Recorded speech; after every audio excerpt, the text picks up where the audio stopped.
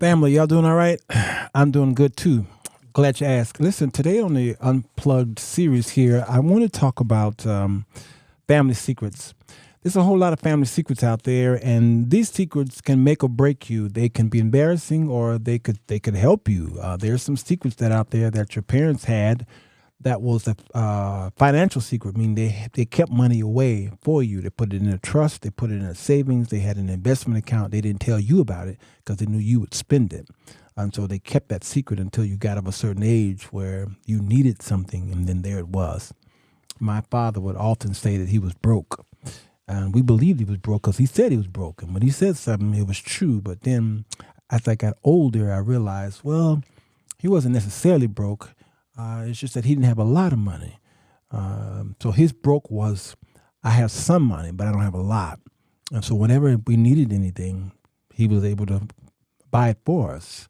We didn't get all our wants, no, but our needs, he dug in his pocket and he got it, or he went to the bank and got it for us. And so we couldn't understand what broke meant because we ate every day, and we ate pretty good as well, even though we bought most of our foods that we bought, the products we bought, we didn't buy high-end products, name brand products, that is. We only bought the generic brands from our local grocer with those funny green labels and what have you. So you didn't see Jif peanut butter, and you didn't see, what's the bread? What's the bread? I can't remember the bread that was in my friend's house, but we had the generic breads. Put in the comment section the high end name brand bread. We didn't have that. Even our cereal was generic cereal. The jelly was generic, and everything. The spaghetti was generic. I remember those labels. But let me tell you, we didn't even know. We didn't care because the generic brands tasted pretty good, and so when we tasted the name brands, we was like, y'all paying more for a taste that tastes the same, and sometimes the name brand tastes worse. And then there were those brands that was amazing. The Haagen-Dazs didn't taste like the generic Jewel brand. All right. So I want to talk about some family secrets here, not my family secrets, but general family secrets, and see, is there something that you can do to get those secrets out early?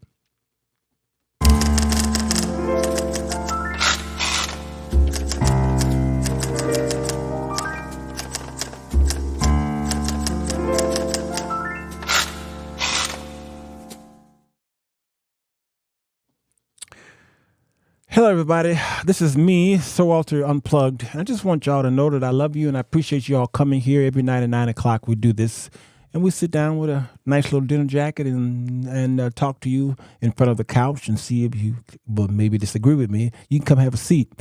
There's some people who are going through a divorce right now. They're secretly letting you know. They're secretly doing it, that is, but they're not letting you know. And they have good causes and good reasons for doing that. And there's a difference between a secret and being private. I'm a very private person.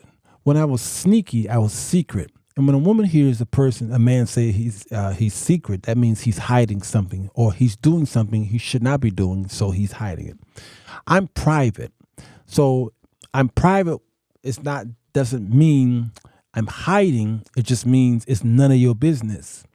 And it's something that I'm enjoying myself, and it doesn't mean that it is unhealthy or that it is a sin or that it is, it's something illegal. I'm just a private man. And there's some things I just don't tell y'all that I'm doing or share with y'all because it's between me and myself, this person, or my family, or my daughter, my grandchild, what have you. I'm just private. I'm a private man in some things. I'm very transparent in a lot of things. Because I do this to help others. But I have things that I'll never tell y'all that I either done or am doing because it's none of your business. And it may come out because I bring it out. You understand? And I just want y'all to know I was doing this. I got married secretly. My family didn't know that I got married in the pastor's study. Nobody knew but me, my wife, and the pastor. And there was a a witness as well. And then I had a wedding ceremony. No one knew I was already married. And come to find out that a couple of my brothers had did the same thing. Why? Because I wanted to do it right. Meaning, if I was going to, be laying seed and all this stuff, I might as well just go ahead and do it under holy matrimony. I loved her. I was ready. I was vulnerable. Now that word vulnerable is very important. We'll talk about that in a minute. And so I said, we might as well get married since we're doing all the things that married people do. I'm going to get married. And we did. All right. Let me tell you, that was one of the worst things I could do. I wasn't ready for marriage. That's the vulnerable part. You see, I was living in Florida for a while after moving out of South Dakota. And then I came back to Chicago. I was in a vulnerable state. I was lonely. I needed a companion. I didn't realize I needed counseling. That's what I needed. I didn't need a companion because I was going to bring in my dysfunctional self to a woman who didn't deserve my dysfunctional self, not realizing that she had a dysfunction as well, a mental illness. And so my dysfunctional self came together with a woman who had a mental illness, and we got married because we were trying to do it right. And I felt that, this is the woman for me. And it was a disaster. And I fought hard to save that marriage. I went to counseling. Unlike my first marriage, when we didn't get counseling at all, in the almost 10 years we were married, we never got counseling for our problem, for our issues. I was older and more mature in the second marriage, and I got counseling over and over again. And not just anybody. I went to a bona fide licensed counselor, not from a church. I didn't want a pastor. My pastor sent us to a guy. All right. And I went downtown. I was paying him $100 an hour. And it was working for me, but it wasn't working for her. And we had to dissolve the marriage. All right. But there were some things I didn't tell people that she was doing because why? It was private stuff between me and her. It was something that I just did not want to harm her by telling people stuff with the hope that she wouldn't do the same for me. There are some people in your family who are going through separation and divorce. They might be in the same house, but they're sleeping in different bedrooms. They come to church, maybe in the same car, but they don't talk to each other at all on the way to church. When they get to church, they save face, and it might be your pastor and first lady. And they go home, they don't see each other in that whole house. They don't see each other. And it's unfortunate. And I think the problem is that we feel that we don't have anyone to talk to. We can't open and express ourselves to anybody. One of the reasons, and it's a justifiable reason, is that we can't trust everybody. No. And I've learned not to trust anybody. Your mother, father, brothers, and sisters. Don't do it. All right? Until you can. Don't do it until you can. And I think Ronald Reagan's statement was, trust, but verify. I trust you, but let me verify it first. A company won't hire you just based off of your resume. They'll bring you in for an interview based off of your resume. But they will hire you after they get to know you. And sometimes you have a second interview, sometimes a third interview. They just want to check you out. They trust the resume, but they need to verify it. You need to have that relationship with the people in your life, especially your family members, because those are the ones who will stab you in the back, and it hurts worse when a family member does it than it does from somebody at church or a stranger. Last night we did a memorial service for my brother David. My brother David was a very private person. He wasn't secret. He was a private man, very private, and it protected him throughout his life. I didn't know that my brother Dwayne and my brother David didn't talk to each other. He said last night in the service that he hated his brother David, and you could hear a gasp over the room. I didn't know that. That was my first time hearing it, and I'm sure most of my family didn't know that. Now, that was the past tense, that he hated my brother. And he said it was not until one day that he was reading the scriptures about forgiveness. And but he says what he was reading did not apply to him and David, because the scripture was saying if a person trespass against you, to forgive them. And he said, my brother didn't trespass against me. I don't know why I hate him, but I hate him. That's what my brother said last night. He says, but it wasn't until I got older and I began to really pay attention to what was going on in my life. And then he said that in the latter years that he was healed of this hurt, what was this? This was something that was going on in him that caused him to not like his brother. And he said he forgave his brother for something his brother didn't do, but he forgave him. He had to release this thing that was placed in him. And then he says, me and my brother will still fight. He says, but right before my brother died, the weeks before he died, my brother was calling from Atlanta, Georgia. And who was he calling? When he needed this, when he needed somebody to pick this up, when he needed this, when he needed that, when he needed that. He was calling me. He wasn't calling none of y'all but me. And he said, I didn't realize. And he says, leading up to his death, he says, my brother came to me and says, bro, I really appreciate you. And that tore the house up. And then he says, my brother's dead. Shortly after that, he says, what would have happened if this did not transact between me and my brother with forgiveness? And that my brother would have died. And I could only imagine how he would be feeling if this was last night and none of that transacted. How would he have been feeling celebrating a brother in whom he hated? God has a way of cleaning things up, but if we would release ourselves, open up our hearts to him and let him do the healing, then we can go and then make it right. Even when it came to offerings, giving, what was it? The communion, the Lord's Supper, taking the Lord's Supper. He told them to, leave your gift at the altar and go and make it right with your brother. So we at church, we're worshiping God and we're giving in our tithes and offerings and laying hands on people and, delivering, having deliverance services and casting out devils and all that stuff. And soon as service is over, we're fighting with the preacher, the missionary, the evangelist, the deacon, a lay person. We're fighting with this person. We can't even look them in the eye. We can't sit on the same row. But as soon as we come to church, we're ministering and blessing everybody, going to the jailhouse, going to the orphanages, doing everything, doing the Great Commission. But we come to church and we can't even talk to the people, some of the people that are there at the church. What is that? That's a problem. And some of these they have the same blood, brothers and sisters and sisters, brothers and brothers, mothers and sons, fathers and daughters. All right. It's a whole spectrum out there of people who can't get along. So there's a lot of family secrets. And I think it's time, before it's too late, that an ounce of prevention is better than a pound of cure. I think it's time that we all have a conversation. When my brother died, we all had a conversation. And what happened was we didn't really talk as much as we acted. And so we began, even though my brothers have moments where we go out every month. Me, my brother Rodney, and my brother Larry were the ones that go out. But we did it. We bonded because we three have popular YouTube channels.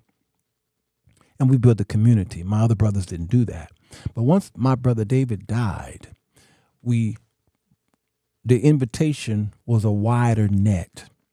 So we pulled my brother Justin in, and my brother Michael doesn't live here. All right. So, and then my sisters, we pulled my sisters in. There's the bonding that my brothers do. Then there's the bonding that my brothers do with my sisters. It's a whole different thing if you're not a part of that kind of dynamics, because there's a split in my family. There's the first four, Michael, Rodney, Larry, and me. I'm the baby of the first half of the family. There's almost 5 years rest. My mother's body rested for 5 long years, just about. So I know how it feels to be a baby child. I know how it feels to be the last child. And they treated me as a baby. So I still have some of the baby traits in me when I'm with the family. Then five came right after me. So I know how it feels to be the oldest child. because the other three were out chasing girls, going on a job with my father, and I was left at home to heat up the bottles on the stove, and then and you got the little boil, and then you take it and shake it to make sure you put your cereal in there with the milk, and you shake it because the milk is not enough to feed that belly. So you put some cereal in there so that the baby can feel full, And then when you test it, you would pull up your sleeve and you put it on your and to see if it was hot enough, and then you gave it to. I was changing diapers, and I was babysitting, and I was taking them for walks. I was playing with them and all this stuff. So I was the oldest child. But when we all came together, I became the middle child.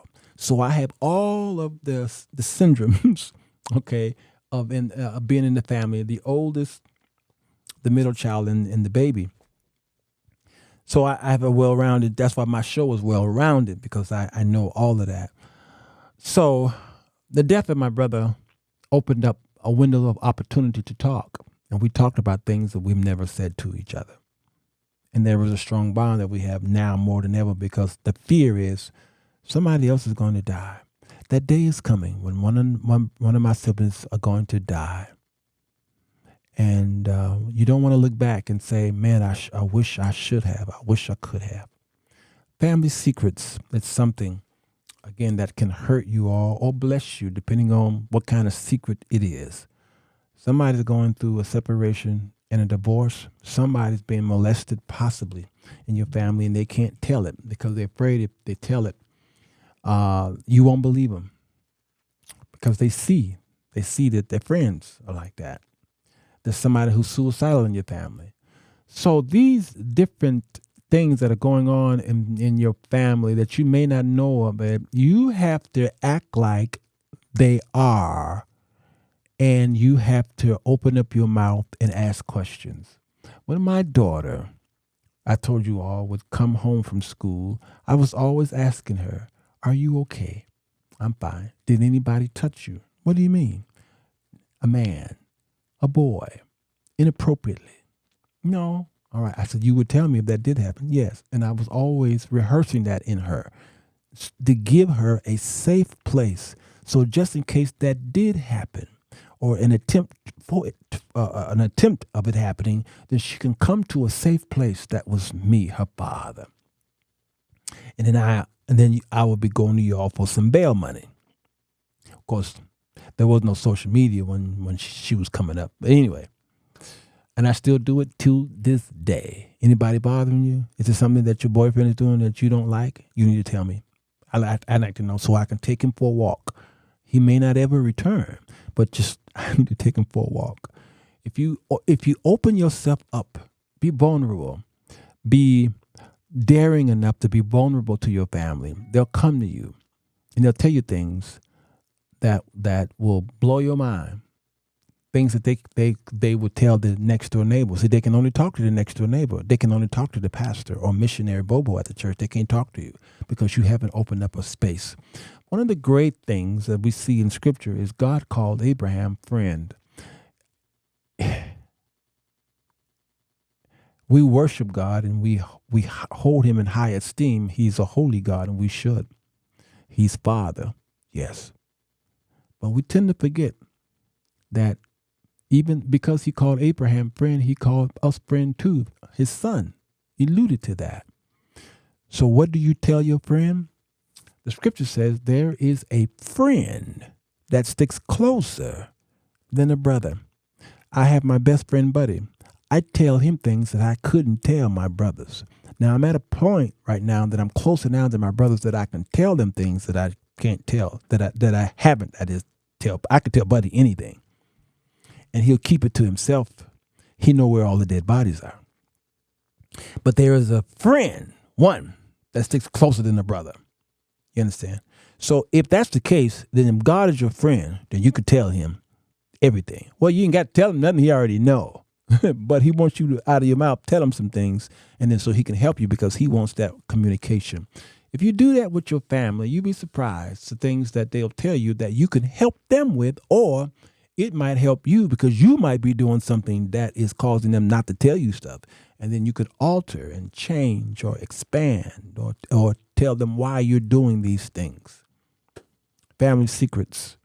The dynamics is vast. And I'm going to have to do a part 2 to this because I'm already 20 minutes in and I don't go long on the unplugged. Listen, you want to talk? The couch is behind me and we can talk. The dynamics of your family may be different than mine. It might just be you and your sister, you and your brother, or you might be an only child. And there's some things that you can't tell your parents.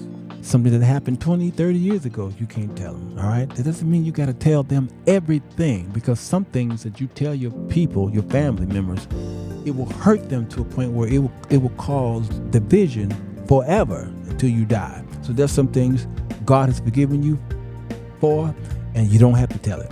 But there's some other things that's still going on that until you tell it, it's going to continue to go on.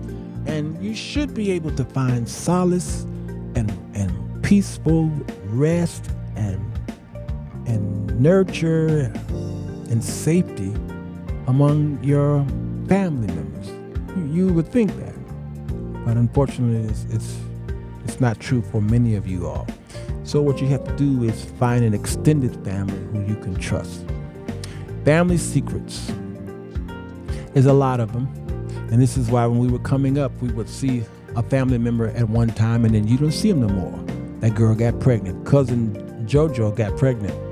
And then the family would, the mom or the parents or somebody would send them away. Send them back to Mississippi or Alabama or Georgia somewhere. You didn't see them no more. Your friend, you saw him in school. Summertime came, you had a break. Come fall season for school, you didn't see him no more. Something happened. All right? Both mom and dad would come to school for report card day, and then it was just only moms come to school. Why?